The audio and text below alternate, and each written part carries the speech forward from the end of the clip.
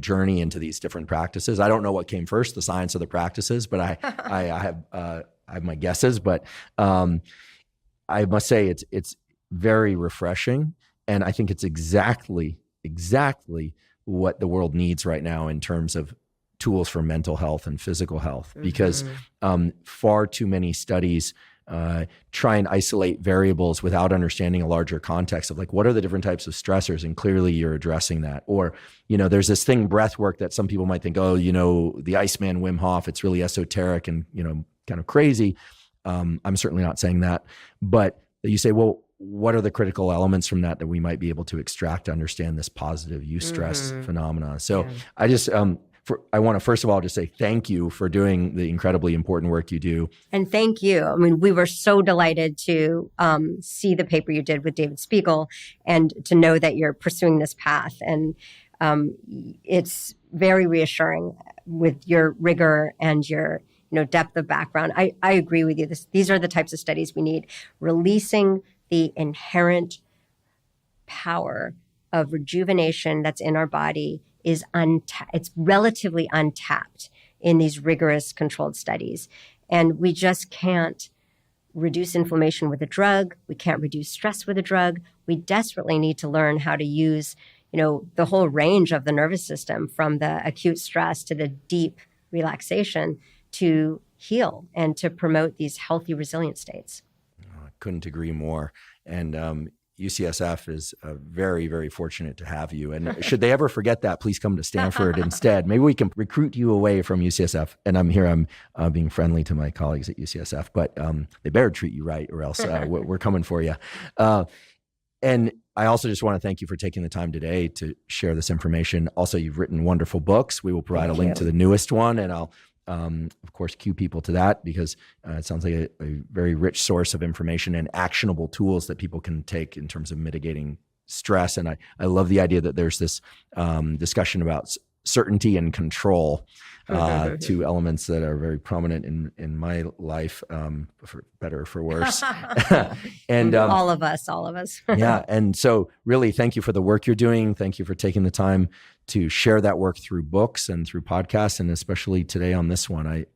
I know I speak on behalf of many, many people, and I just really want to extend my gratitude. Thank you so much. And thank you for your podcast. Well, it's a labor of love, and it's days like today and discussions like this that make it worthwhile. So thank you. Thanks, Andrew. Thank you for joining me for today's discussion all about stress, aging, and metabolism with Dr. Alyssa Epel. I hope you enjoyed the conversation as much as I did. If you'd like to learn more about Dr. Epel's laboratory's work, or if you'd like to learn about her books, such as The Telomere Effect and The Stress Prescription, please see the links in the show note captions. If you're learning from and or enjoying this podcast, please subscribe to our YouTube channel. That's a terrific zero-cost way to support us. In addition, please subscribe to the podcast on Spotify and Apple. And in addition, on both Spotify and Apple, you can leave us up to a 5-star review. If you have questions for me, or topics you'd like me to cover on the Huberman Lab podcast, or guests that you'd like me to consider inviting on the Huberman Lab podcast, please put that in the comments on YouTube. I do read all the comments. In addition, please check out the sponsors mentioned at the beginning and throughout today's episode. That's the best way to support this podcast. Not so much on today's episode, but on various previous episodes of the Huberman Lab podcast, we discuss supplements. While supplements aren't necessary for everybody, many people derive tremendous benefit from them for things like enhancing sleep, focus, and hormone support. The Huberman Lab podcast is proud to have partnered with Momentous Supplements. If you'd like to hear more about the supplements discussed on the Huberman Lab podcast, please go to livemomentous, spelled OUS.com/Huberman. Again, that's livemomentous.com/Huberman. If you're not already following the Huberman Lab podcast on social media, we are Huberman Lab on Instagram, Twitter, Facebook, and LinkedIn. And on all those places, I focus on material that somewhat overlaps with content from the Huberman Lab podcast, but often is distinct from the content covered on the Huberman Lab podcast. So again, it's Huberman Lab on all social media channels. For those of you that haven't already subscribed to our so-called Neural Network newsletter, this is a completely zero-cost monthly newsletter that has summaries of podcast episodes and so-called toolkits. Toolkits are lists of about a page to 2 pages long that give the critical tools, for instance, for optimizing sleep or for neuroplasticity or deliberate cold exposure or deliberate heat exposure, optimizing dopamine. Again, all available to you at zero cost. You simply go to hubermanlab.com, go to the menu tab in the corner, scroll down to newsletter. You provide us your email. We do not share your email with anybody. And in addition to that, there are samples of toolkits on the hubermanlab.com website, again, under newsletter, and you don't even have to sign up to access those. But I think most people do end up signing up for the newsletter because it's rich with useful information and, again, completely zero cost. Thank you again for joining me for today's discussion with Dr. Alyssa Epple, all about stress, aging, and metabolism. And last, but certainly not least, thank you for your interest in science. That afternoon block is when I try and access the freer, kind of looser mindset that's associated with the fatigue that comes later in the afternoon. And for some of you, that state that favors creativity and creative learning might be better in the morning. I don't know. You're going to have to decide. For some of you, you're going to be late shifted. Some of you are going to be morning shifted. But where we have alertness, generally, we are good at linear implementation. We're good at activating the no-go pathway and suppressing action.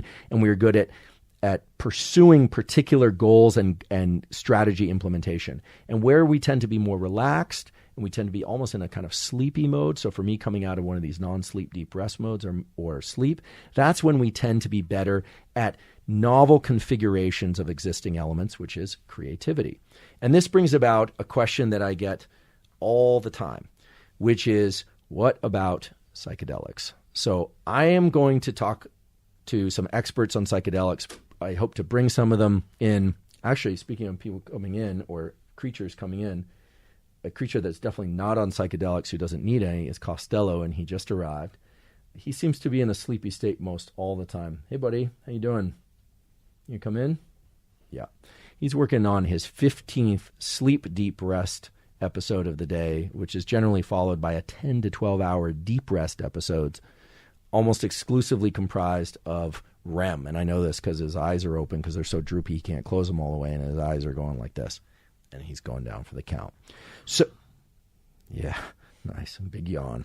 Okay, so psychedelics. First of all, I want to be very clear. I am neither a proponent nor am I somebody who rejects the potential role of psychedelics.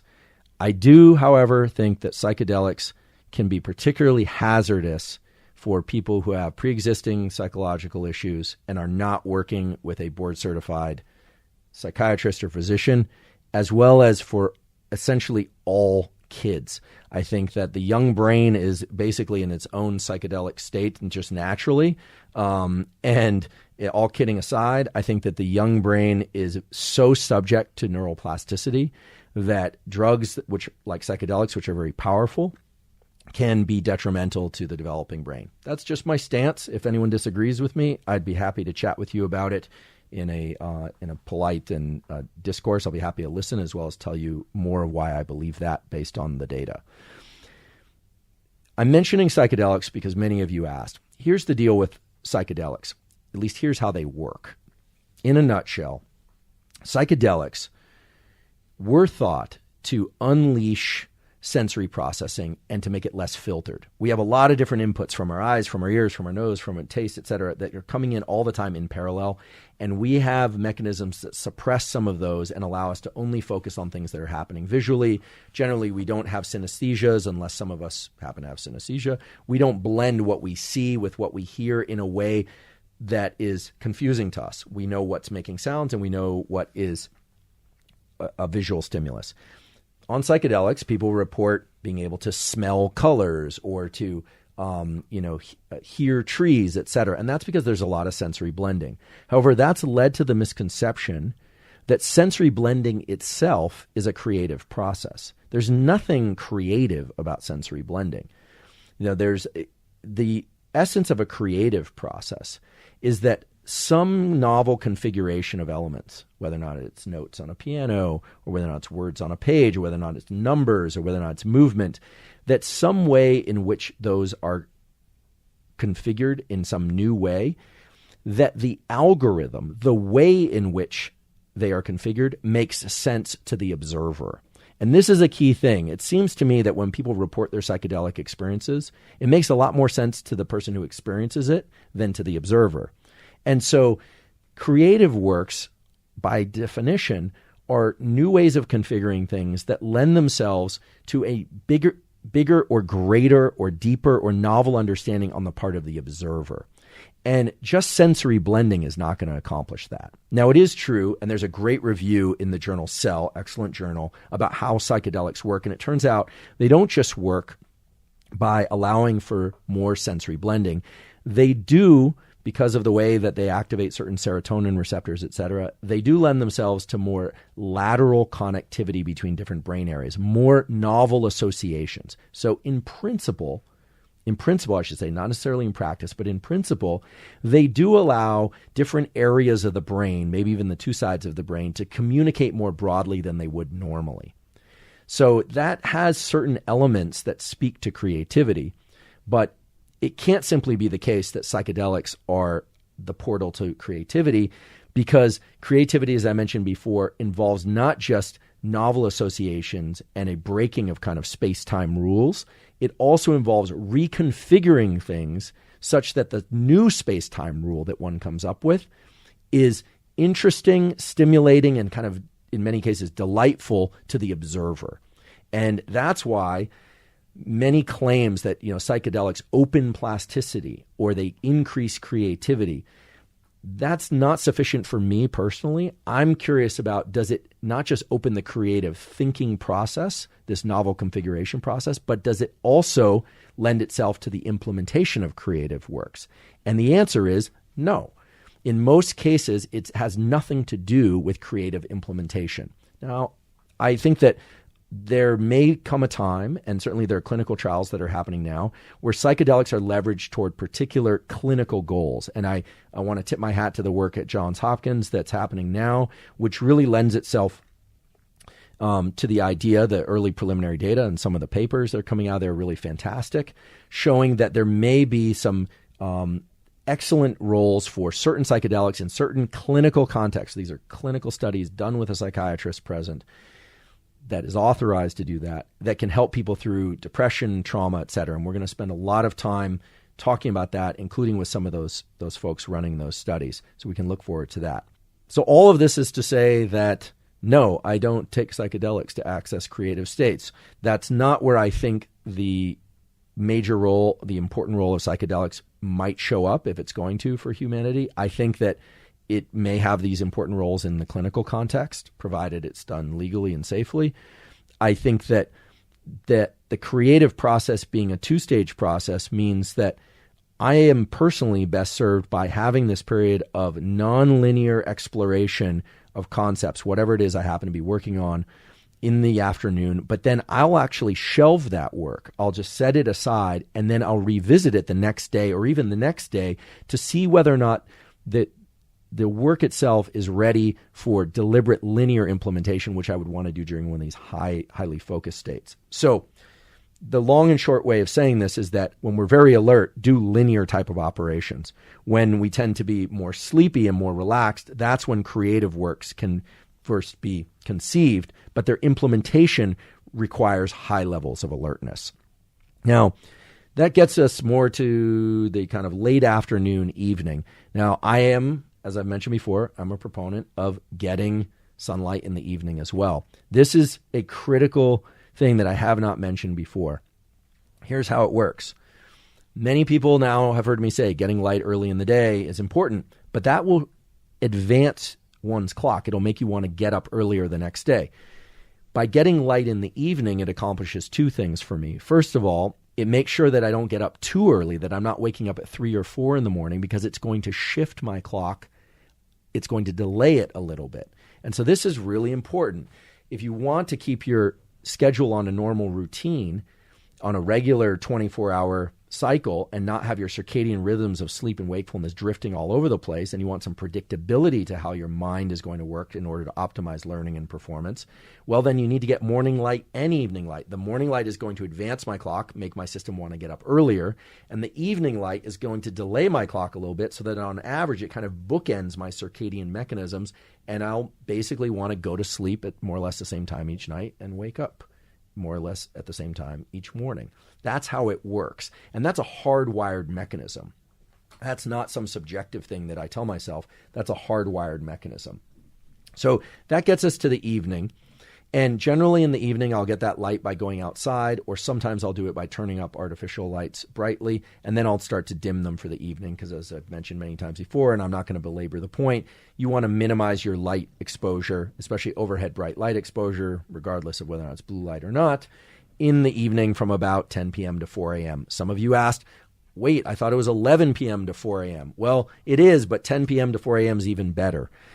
It's just that when I originally said 10 p.m. to 4 a.m., people were like, that's impossible for most people to adhere to. So for me, it's screens off, it's dim lights, and that's what favors falling asleep and a good night's sleep for me.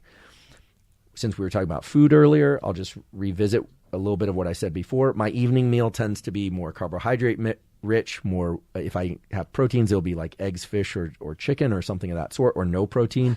And I eat high carbohydrates. So I'm not one of these people that's keto or high meat only or anything like that. Remember, fasting in low carbohydrate states facilitate alertness. Carbohydrate rich foods facilitate calmness and sleepiness. They stimulate the release of tryptophan and the transition to sleep. So that's why I do them late in the day. Also, if you've exercised early in the day, especially if it's weight-bearing exercise, or everything's weight-bearing exercise, I suppose, unless you're an astronaut, and you're in space. But if you're early in the day exercising with weights, or you're doing a long run or something, sooner or later, you need to replenish glycogen. And I realize that the ketonistas out there are going to say, well, gluconeogenesis will allow you to replenish glycogen, et cetera. I'm just going to call out the lie right now, because I feel like doing it and because I think it just hasn't been stated, which is that not everybody, but a lot of the people that are proponents of high meat keto diets, fine. That's fine if that's what they want to do.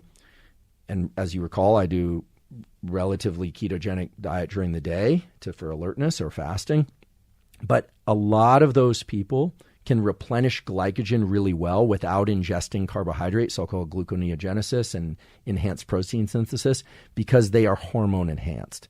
And it's just, I've been around a while. I know what this looks like. They're either thyroid enhanced or hormone enhanced, and I don't pass any judgment.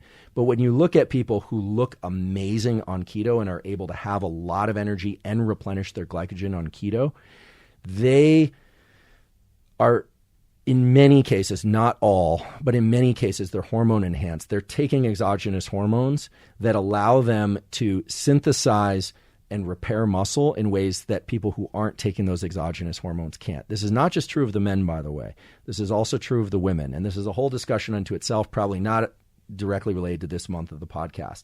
So I don't mind that people do this, but one problem is when people are following ketogenic diets all the way through to sleep and they have trouble with sleep, or they're doing long bouts of fasting and they're having trouble falling asleep. That makes sense. It's because their autonomic arousal is tilted towards epinephrine release, norepinephrine release, and dopamine release. So they have a lot of energy, but they have a hard time calming down and getting into deep sleep. I tend to achieve that state using carbohydrates, and it also replenishes glycogen.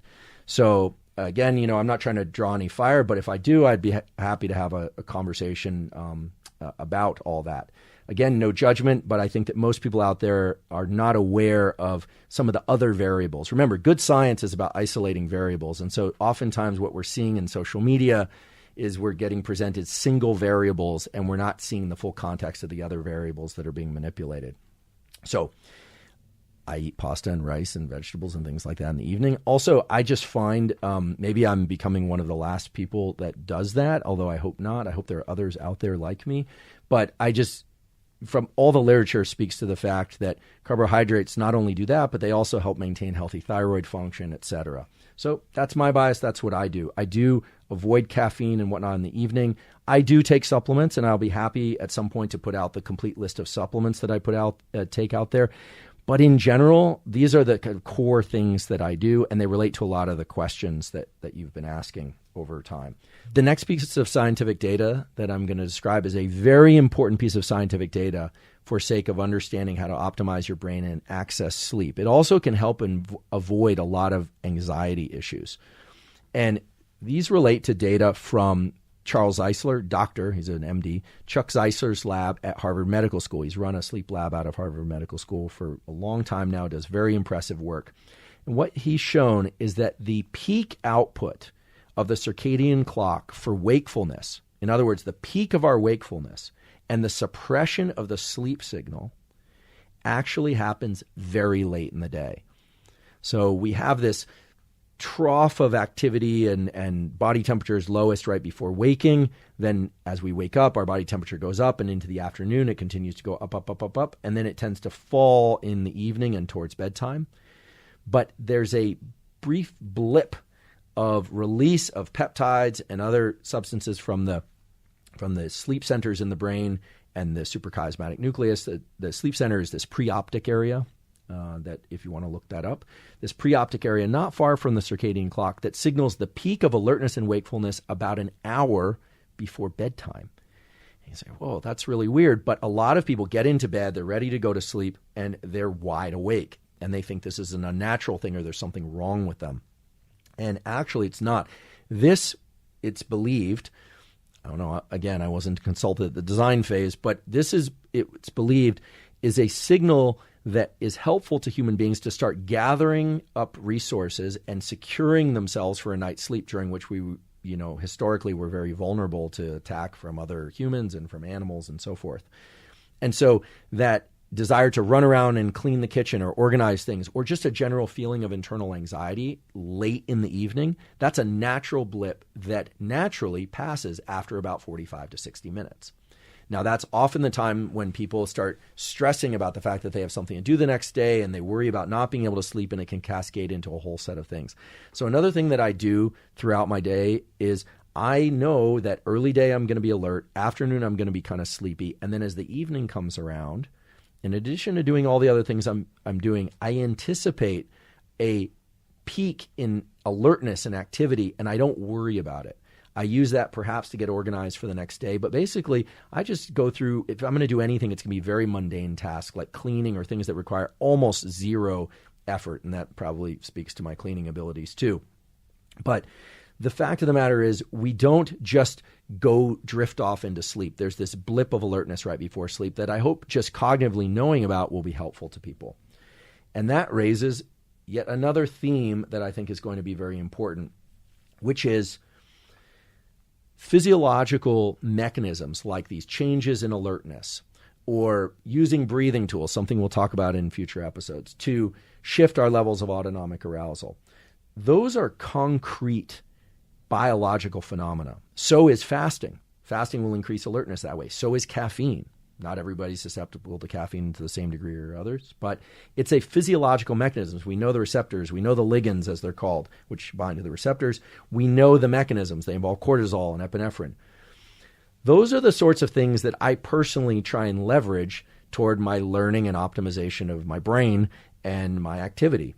Doing physical activity early in the day, for instance, tends to give us a longer duration wake-up signal and tends to accelerate waking up early in the day. That's why working out late in the day can sometimes cause people to have trouble falling asleep. It will also phase delay you, make it so that you want to wake up later the next day. It's not just because you're tired, it's because you've shifted your clock with activity and temperature. Many people ask me about subjective tools for plasticity. What about visualization?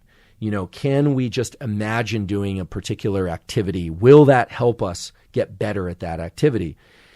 There's some evidence that visualization can do that. It's true. But here's the important distinction, and here's why I personally don't do much deliberate visualization. First of all, I get my best ability or achieve my best ability to visualize things when I'm in kind of a sleepy state. I don't know why, but that's when I'm able to direct my brain towards internal visualization with my eyes closed. And generally I fall asleep and I can't remember anything that I was thinking about before. Some people, and these are work that was done many years ago by Roger Shepard and by others. Roger was at Stanford, and other labs have done this too, of course, of rotating objects physically in their mind as a way of improving or looking at the speed of spatial calculations and so forth. Some people are very good at visualization. They can close their eyes and they can just see objects and rotate them deliberately, etc. A lot of people, like me, when we start doing that, our mind drifts too easily. But I like to think I'm a reasonably focused person in the waking state. So visualization it's interesting because I think people are very attracted to the idea that they can just think about something and then get better at it that way. And it's probably true if you can be very linear in the way that you visualize things. So I want to repeat that. I think visualization does have certain power if you can remain very linear and deliberate and focused in the visualization. But many people, like myself, who are challenged with maintaining that linear focus with eyes closed and in visualization, they don't get much out of visualization. And I think the data on performance really supports that. Now, there are examples where, for instance, people will injure one limb and then they will exercise the intact limb or the non-injured limb rather, and they will visualize the opposite limb. Sometimes there's even the use of mirror boxes so that, let's say my left limb is injured, I'm maintaining activity with my right limb, but I'm using a mirror box so it looks like my left limb is working well. Yes, there's some top-down or feedback mechanisms that support the idea that the injured limb can rehabilitate more quickly, etc. But those are fairly elaborate schemes. These aren't the kinds I don't have mirror boxes around my house. I think these are specialized circumstances. They're a little bit like the examples that we see in the news where, so-and-so has a stroke and then spontaneously speaks a new language. I don't know what the answer to that is. It shows that the brain has associative networks that are typically suppressed and those can be unleashed. But you certainly don't want to go out and give yourself a stroke deliberately to try and unmask some skill because there's just there's no concrete way to go about that in a way that you could really know that you were going to offset the detrimental effects of the stroke. In fact, I think it'd be a terrible idea. So I think what I'm trying to describe is how a typical, I don't know if I'm typical or normal. I mean, I've been told otherwise. It's certainly not normal. But in terms of the way that I structure my day, I think that's normal. That's pretty normal. I tend to wake up right around, somewhere between 5:30 and 7 a.m., depending on what I've been doing the night before. I tend to go to sleep somewhere around 10:30, 11. I tend to have one bout in the morning where I can do really focused, hard work, and I can really activate the go pathway while also activating the no-go pathway so that I can really stay focused, but I rely on some tools. I have a period in the afternoon where I get sleepy and kind of out of it, like I think most people, and I tend to come out of that with recognizing the opportunity of that slightly sleepy state for creative work and for thinking about things in novel ways.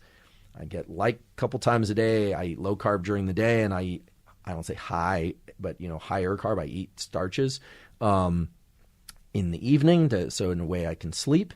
And then I really anticipate that late afternoon peak in alertness, late night peak in alertness that many people confuse for insomnia or challenges when actually they're really quite normal in their circadian cycle. And then I fall asleep, and if all goes well, I stay asleep for 4 or 5 hours. Typically it's 3 or 4, and then I wake up. I think I'm like most people. I wake up during the middle of the night. Now, one thing that I don't think has been discussed a lot, but that one of my colleagues at the Stanford Sleep Lab tells me is that every hour and a half or so, we all wake up. Some of you even look around, believe it or not, and go right back to sleep, and you don't recognize it. Waking up periodically during sleep is the norm. It is not abnormal. I don't know why this hasn't been discussed more prominently.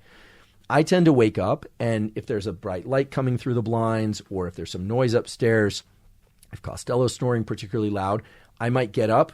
I might go use the restroom. I might, pick up a book and read under low light or something, and then I generally fall back asleep and wake up. Typical time for me, again, 5:30 to 7 a.m. in the morning. This waking up in the middle of the night thing, as I mentioned at the beginning of the podcast episode today, is not necessarily abnormal. What it probably reflects is that the real time, meaning the time that I should go to sleep, is probably closer to 8 o'clock. The word midnight was literally supposed to mean midnight. Meaning all of us, were meant to go to sleep and wake up with the rise, with the setting and rising of the sun. And we know this because there's a beautiful study from University of Colorado where they took people out into the wilderness to reset their circadian clocks by way of, measured by way of melatonin and cortisol, and they were completely out of whack from interacting with screens and staying up too late, et cetera. And they basically had them view the sunrise and view the sunset each evening. And almost all of them, not all of the students, but all of them got onto a schedule where they naturally wanted to go to sleep at sunset and wake up around sunrise or just before sunrise, even when they were brought back into a normal artificial light setting. So I think that's the natural pattern, and we've just deviated from it with artificial lights. So waking up at 3 a.m. or 4 a.m. doesn't necessarily mean that there's something screwed up about you, or that you have anxiety or something, although you might.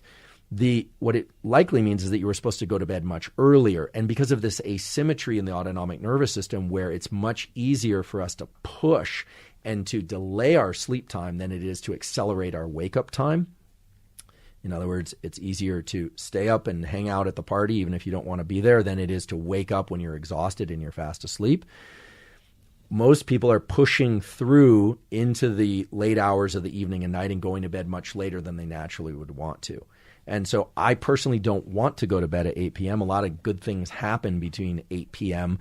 and 11 p.m. And so I want to enjoy those, and I push through the evening hours. But as a consequence, I'm running out of melatonin. My melatonin release is basically subsided by about 3 or 4 a.m., and so it makes sense that I would wake up.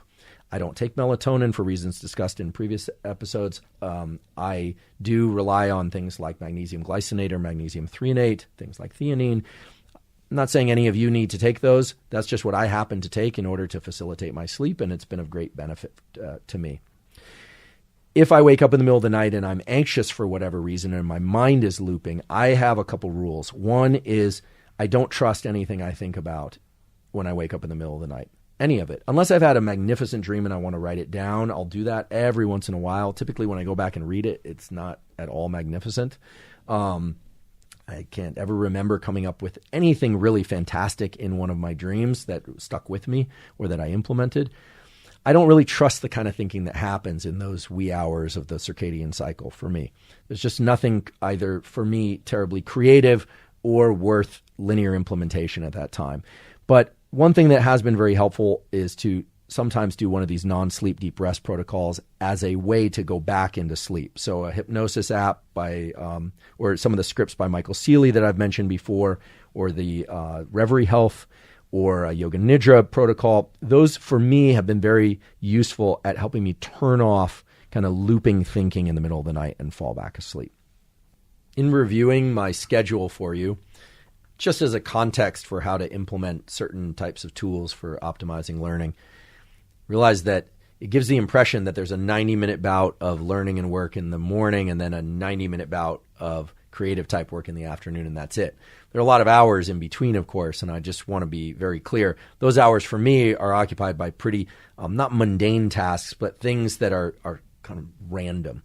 Those are things like email or attending to Zoom meetings or meeting with colleagues and students and things of that sort. I sometimes will read just for sake of my own enrichment. I mentioned those two 90-minute bouts because those are the two 90-minute bouts where I'm trying to expand on the mental capacities that I already have. They're really where I'm trying to stretch and grow what I'm able to do on a regular basis reflexively. So I want to emphasize that. The whole day doesn't just consist of those two 90-minute bouts. That's not the way my schedule works, and that's not the way my lifestyle is arranged, which is fortunate because I enjoy all those other things as well. And so for many of you out there who are in school or who have family demands or other demands, the key is to slot in those brain optimization segments of about 90 minutes, 1 or 2 or maybe more per day. You're trying to slot those in wherever you can amidst your other obligations and things that you need to do. But you want to do that in an intelligent way that's anchored to your biology. And then you want to do a number of things, which I've talked about today, in order to optimize those sessions to get the most out of them. So as we round up, I acknowledge that once again, I've covered a huge range of topics related to how to optimize learning and brain change and essentially mental performance. And I've set that in the context of some biological mechanism like the basal ganglia, go-no-go pathways, the circadian autonomic system, and some of the relationship between food and fasting and particular types of food in alertness or sleepiness, how linear focus and strategy implementation is best served by high alert states, although not too alert, and how creative states, at least the first phase of creativity, which is the creative arrangement, kind of brainstorming stage, is supported by states of kind of relaxation or even slightly sleepy, but the creative implementation is a very linear and focused and deliberate process, much like the highly focused state. that I described. I described how I do these things just to give you a context. A lot of you ask for, what I do in order to set it within a context, but by no means are these rigid times and ways of doing things. But I think it's fair to say that what I do has a circadian logic. It also has grounding in biological mechanisms that are very concrete, that we know the cells and mechanisms and neurotransmitters. And then some of them are a little bit headed out into the what we would call kind of emerging or, I don't want to say cutting edge, but maybe front edge of what neuroscience is starting to understand about creativity and so forth. Those are areas that are just now coming to some clarity, and there's certainly still a lot more work to do. There are a lot of different ways to arrange one's routine, but hopefully the tools and practices that I described will be useful to you. I want to mention that a lot of people ask me about specific tools and practices. They ask me about Wim Hof breathing, about ice baths. I've talked a little bit about ice baths before, I think, in cold exposure, about binaural beats and things of those sort. I think the way to look at any tool to modulate or measure the nervous system is ask whether or not it's going to move you up or down the state of autonomic arousal, whether or not it's going to make you more alert or more calm, more focused or less focused. That's kind of the two axes here that we need to think about. Sometimes you want to be more alert than you are, and indeed, things like cold showers, ice baths, superoxygenation, Wim Hof type breathing will bring your level of alertness up. There's some cautionary notes associated with each of those. You need to read and understand those cautionary notes for yourself. Everybody's different, and some of those carry certain dangers under certain conditions. Others have huge margins for safety. An ice bath generally wakes you up. A warm or hot bath generally calms you down, right? Binaural beats, there aren't a lot of data in quality peer-reviewed journals. I did put in the effort to go search it out. There are a few.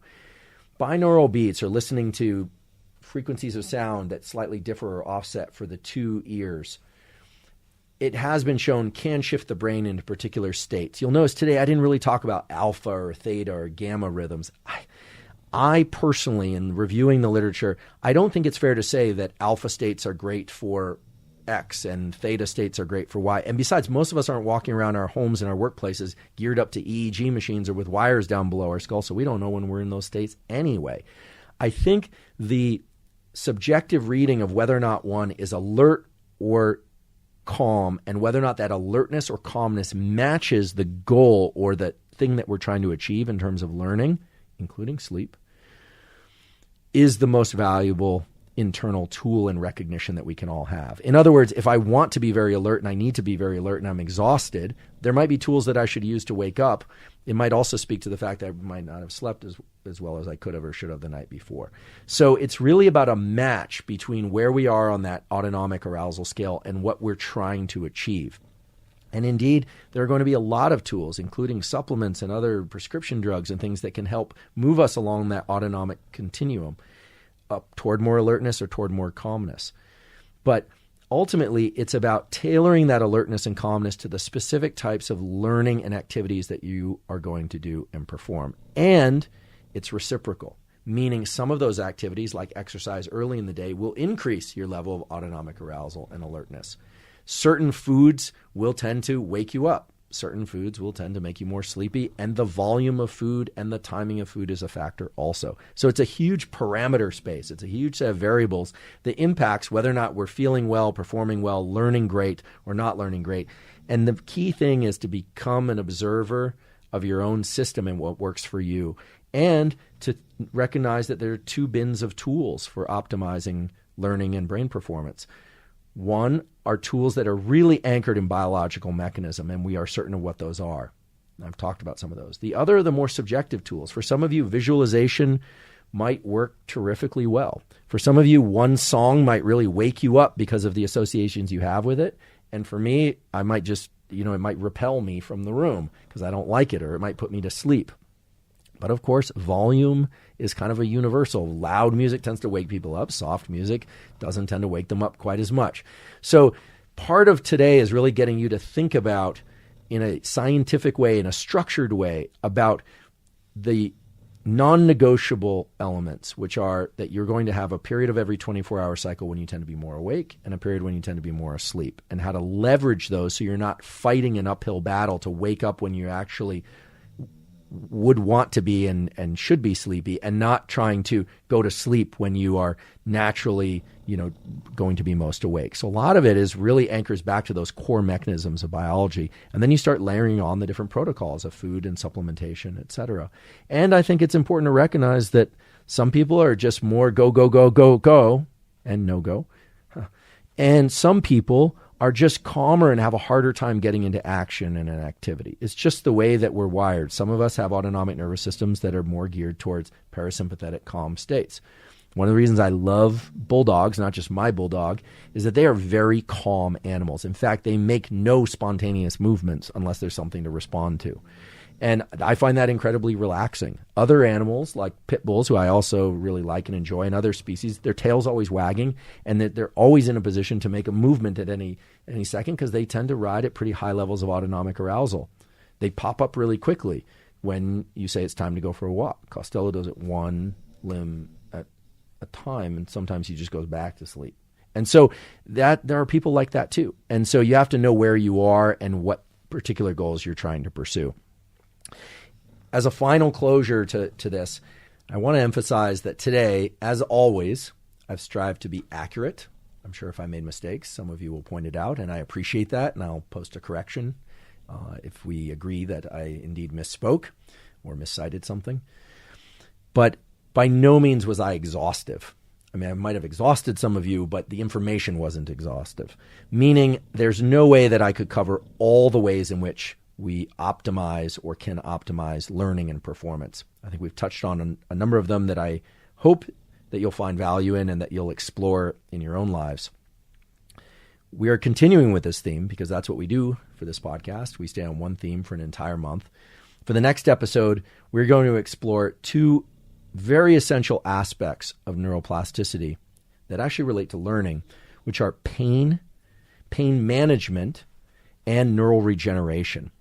And for those of you that don't have injuries or don't suffer from chronic pain, the discussion is still going to be a very important one, because it's not just going to be about pain that you're trying to get rid of. It's also going to be about how certain sensory experiences within the pain network can become amplified, as well as how we can use top-down modulation. We can use our mind to suppress the pain response. We're also going to talk about some of the hardwired mechanisms that are bottom-up, that exist in our periphery, in our body, to control pain.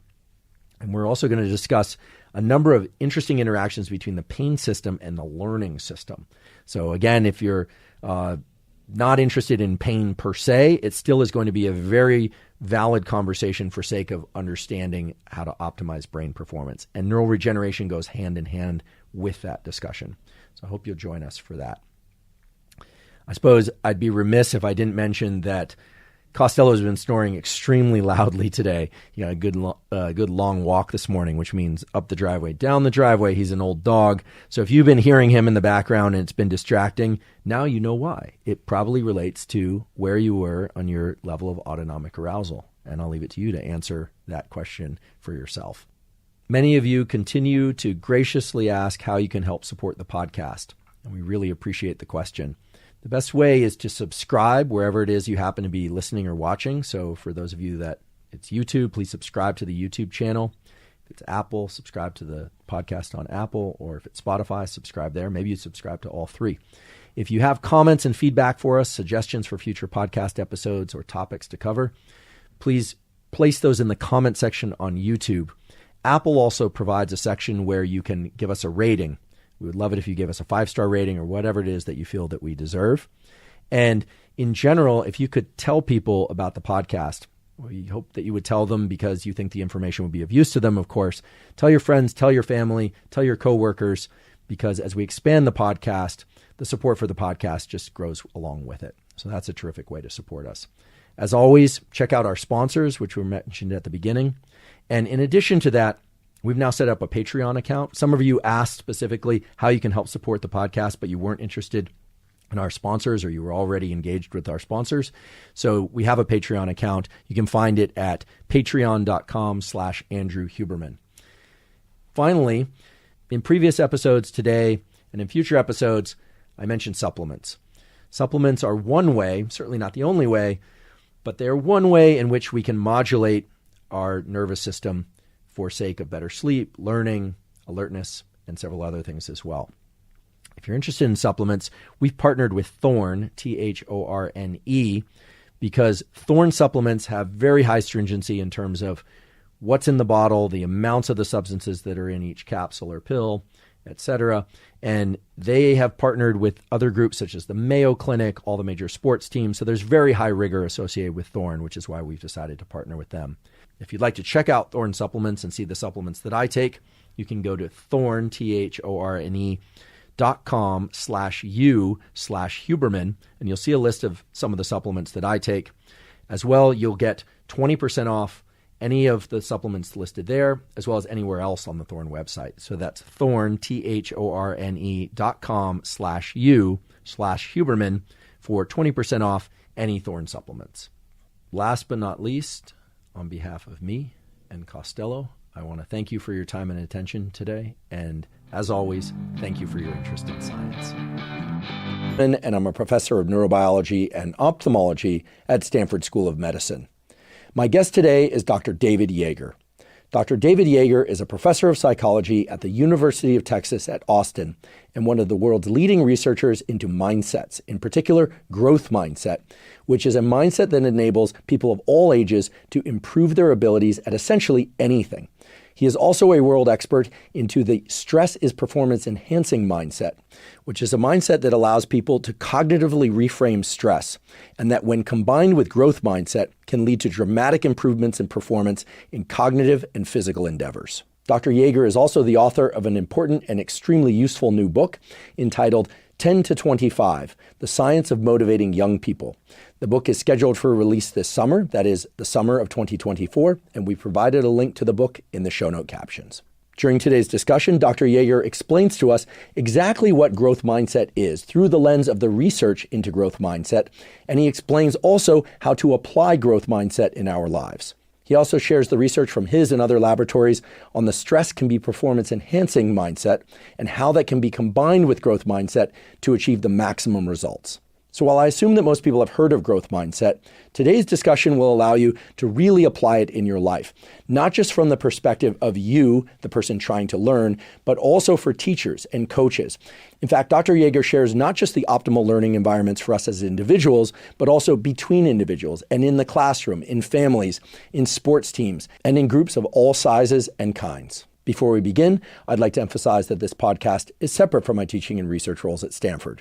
It is, however, part of my desire and effort to bring zero cost to consumer information about science and science-related tools to the general public.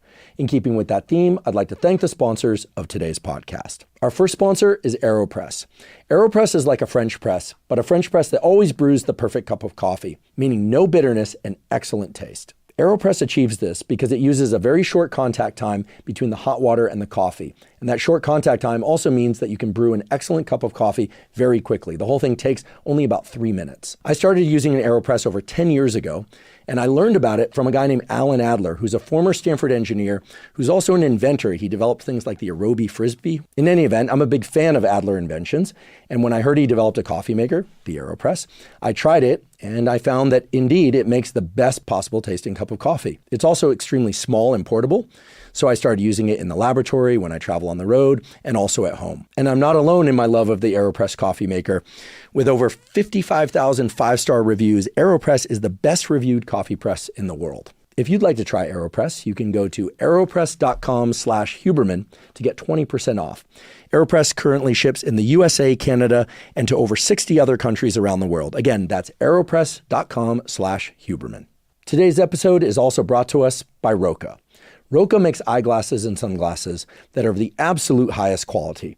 Now, I've spent a lifetime working on the biology of the visual system, and I can tell you that your visual system has to contend with an enormous number of different challenges in order for you to be able to see clearly. Roka understands this and has developed their eyeglasses and sunglasses so that regardless of the conditions you're in, you always see with the utmost clarity. Roca eyeglasses and sunglasses were initially designed for use in sport, in particular things like running and cycling. Now, as a consequence, Roca frames are extremely lightweight, so much so that most of the time you don't even remember that they're on your face. They're also designed so that they don't slip off if you get sweaty.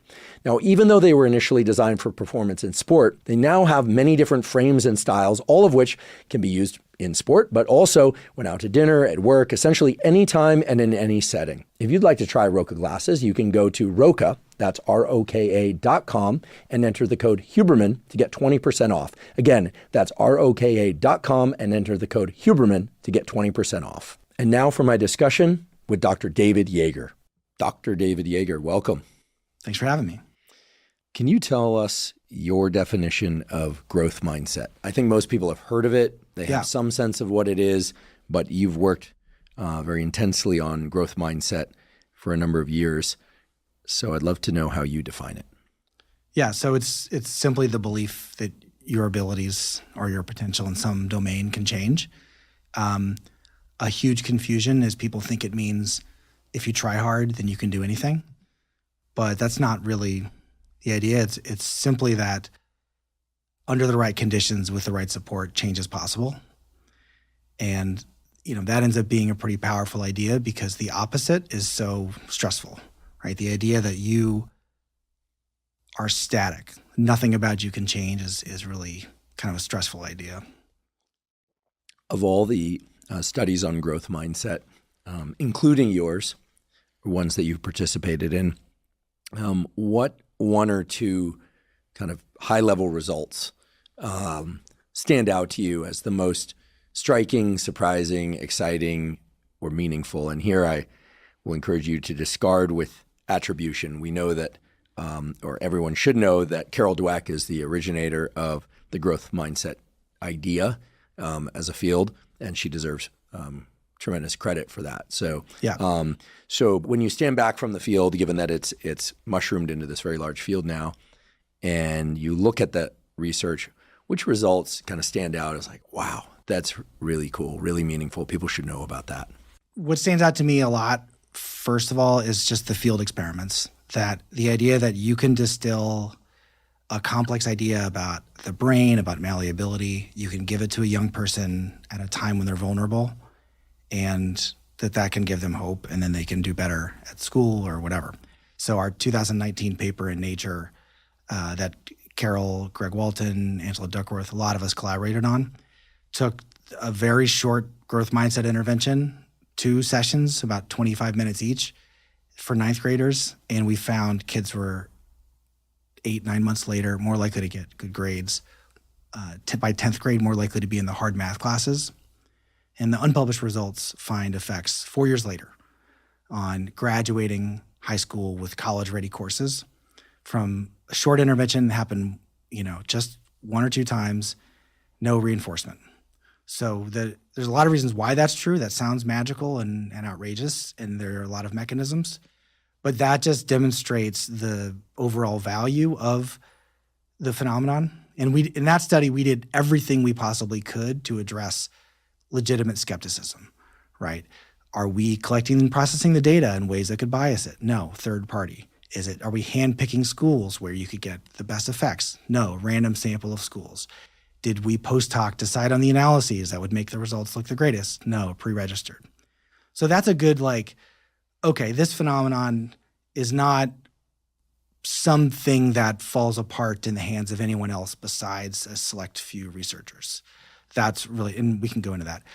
But that doesn't explain the mechanisms. And I think that there are a lot of interesting growth mindset mechanism studies. My personal favorite is a very underappreciated kind of like indie rock study by David Nussbaum and Carol Dweck that David did when he was a graduate student at Stanford. And it's on defensiveness versus remediation. And the basic idea is, in a fixed mindset, the idea that your intelligence cannot change, you are the way you are, it can't change. Your goal in that fixed mindset is to defend your ego, to hide your deficiencies or any flaws, because if they're fixed and then they're revealed, then it labels you for life in some way as less than, shameworthy, et cetera, right? In a growth mindset, though, a mistake is like part of the process. It's just an opportunity to grow.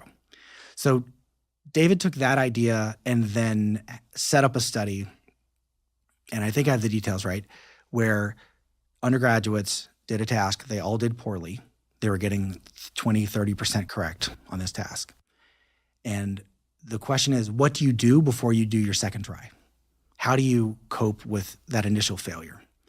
And he found that both fixed and mindset participants wanted to recover their self-esteem. So you do poorly, you feel like crap. What am I going to do to feel better about myself?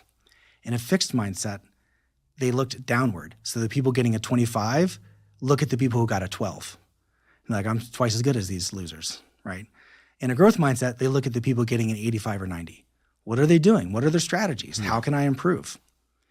Both of them then recovered self-esteem and looked the same at post-test. And I think about that a lot. Like, how often in our society does something happen to us and we feel like garbage and you have a choice? Like, am I going to look down on other people and say, at least I'm not as bad as these losers? Or am I going to say, like, how am I going to get better? And I love that, because think of a ninth grader who bombs their algebra test. Am I like a no good, dumb at math loser who's not going anywhere in life? Well, at least I'm not that burnout, right? Or is it like, how is anyone getting an A in this class? I'm not getting an A. What's happening? What can I learn from them? So the openness and willingness to self-improve, I think, is the underwriting mechanism. And hardly anyone cites that study, but I think about it all the time. And it's the kind of thing that I like, if I'm being honest, that's the mindset I want my kids to have as they go through life. Very interesting. I'm going to ask you more about this looking down or looking up in terms of performance. But before I do that, I have questions about these brief 25-minute, I think you said, interventions. Yeah, sometimes 25. Sometimes we do 2 sessions, each about 20, 25. Yeah. Can you give us a sense of what those interventions look like? I mean, it's incredible. These 2 sessions have positive effects lasting up to 4 years and perhaps even beyond. Yeah. Maybe just a top contour of some of what these kids hear during those sessions. Yeah, I mean, so the first thing to realize is that they're short and they have to do 2 things in order to have long-lasting effects. One is, I have to convince you to think differently at the end of the session. So I just have to persuade you over the course of 25 minutes to have a different mindset. That's sometimes hard. But then even if I do that, you then might have months or years between when I did that and when the outcome is measured. So how could you remember it and apply it? And how many 25-minute experiences in your life do you no recollection of, right? I have lots. So I think people are skeptical of the mindset style of interventions for 2 different, I think, legitimate reasons. Like, I remember a very famous statistician came to my office at UT Austin and was like, I just don't understand these interventions. I mean, the other day I spent 25 minutes telling my son all the things he has to change and like how he's doing everything wrong. And he didn't remember it 5 minutes later. How could someone remember your thing 4 years later? And I was like, did you hear yourself talking? Like, I'm sure the way you talked to your son was like totally condescending and bad. So the first step is, in that 25 minutes, how are you communicating in a way where someone's ears are open, where they're not feeling talked down to, ashamed, humiliated, etc. But then the second step is saying that to you at a time when it's possible for there to be what we call a recursive process or a snowball effect that's going to happen over time. So that's the stage setting. Okay, so now let's take the first part. 25 minutes, what am I going to say to you, right? There are 3 big things that are in every intervention. And the term that Greg Walton, a Stanford professor, colleague, collaborator, uses is wise interventions. That's the umbrella term, of which growth mindset is one. And a good one, but it's just one of many. For wise interventions, we often do the following 3 things. First is we present some new scientific information, some idea that almost in like a Gladwell way is not obvious and intuitive to the reader, but feels like new information and useful information. So the first is a scientific. The second is we present participants with stories from people like them who've used those ideas in their lives and found them useful. So in the concrete case of ninth graders getting growth mindset, it's like 10th, 11th, 12th graders who previously felt dumb, learned a growth mindset, then felt better. It's more complicated than that. That's the basic idea. Mm-hmm. And last, we don't just tell them the stories. We ask, third, for participants to author a story.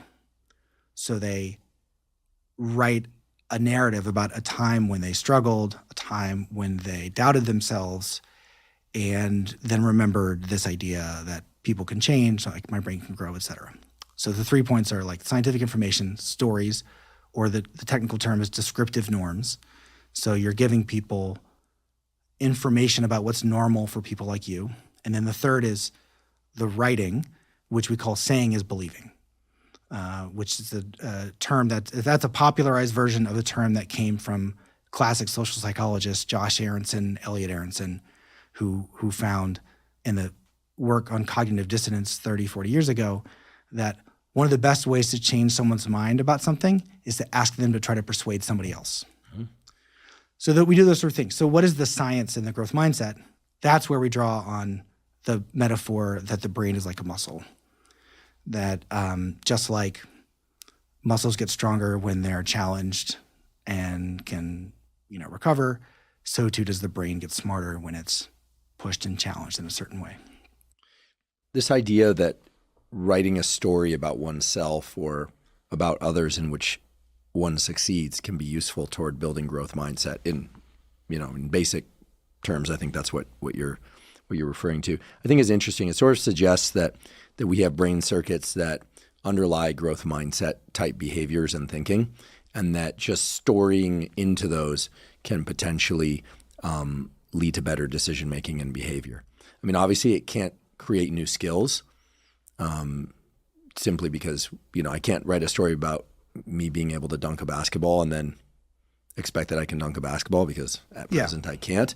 But the idea of writing a story about the effort going into dunking a basketball and learning how, and then translating that to a more realistic sense of ability that allows me to then go practice more. Is that sort of what you're referring to?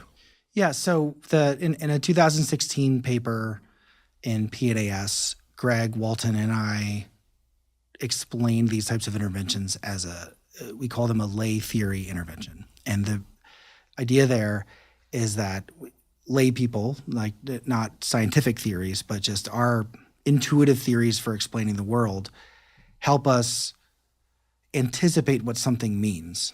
So the idea from basic developmental psychology is that human beings are walking around with kind of prior belief about objects, about motion, about number, and then later about complex social structures like whether people are looking down on me, where I stand relative to others, and also little lay theories about adversity. What does it mean when I have to put in effort? What does it mean when I fail? So the idea is that if you understand the theory someone has, then you'll understand the meaning they'll make about a future experience. And therefore, and the reason meaning matters is because the way you interpret something then affects how you respond to it, right? So if I see someone and they're doing something innocuous, but I interpret it as a threat, do I call the police? Do I run away? That's my interpretation. That's causing it, right? And so there's a long way of saying, it turns out one of the best ways to preset someone's meaning and give them a different theory is to give them a different story. Stories are kind of like theories in motion. Mm-hmm. This is why, what's the point of War and Peace, right? War and Peace is really a theory of great leaders in the war. And if there's any English PhDs, I'm sure they'll tell me that's an oversimplified version of what Tolstoy was doing. But you learn the theory in a narrative way, right? So this is a classic idea throughout human history. Great writers and authors give us theories through narrative, right? And so we're just taking that simple human fact and doing it in a 10-minute activity. And the lay theory in a person's mind that when things are difficult, it can change, can be taught with a very simple narrative, which is this person or even I experienced difficulty on something that mattered to me. That difficulty didn't determine my entire future because actually there were steps that I could take in order to make a difference. Here are the steps that I took, and then it improved. So it's like the simplest Freytag's pyramid. And even though that simple story is available to all of us, you could look in culture and see it. You also see the opposite lay theory all the time. And so absent our intervention, it's not like people couldn't end up with a growth mindset, but they wouldn't kind of know what to sort for or what to look for. So we give them some touch points for very simple of frustration, things can change, then they got better. And we think that once people do that in our writing exercises, they're more likely to see that pattern out in the world. And if you see that enough, and then you take the actual steps to get better, then it starts becoming true for you. And that's what I call the recursive process, we give people a starting hypothesis about the world. They go out, try things, struggle, fail, it improves. Then they see that that's true, and then they can keep acting on that over time. I feel like so much of getting better at things involves reappraising the stress or anxiety response. The friction that one feels when they can't perform something well, or when things feel overwhelming or confusing. And I think the analogies to physical exercise apply, but I feel like they're limited in the sense that I like the idea that the brain is like a muscle, that it can grow and get stronger. I think the key difference to my mind is that, working out with weights, you get some sense of the result you're going to get because there's a lot of blood flow into the muscle. So it's like a hint of what's possible. Right.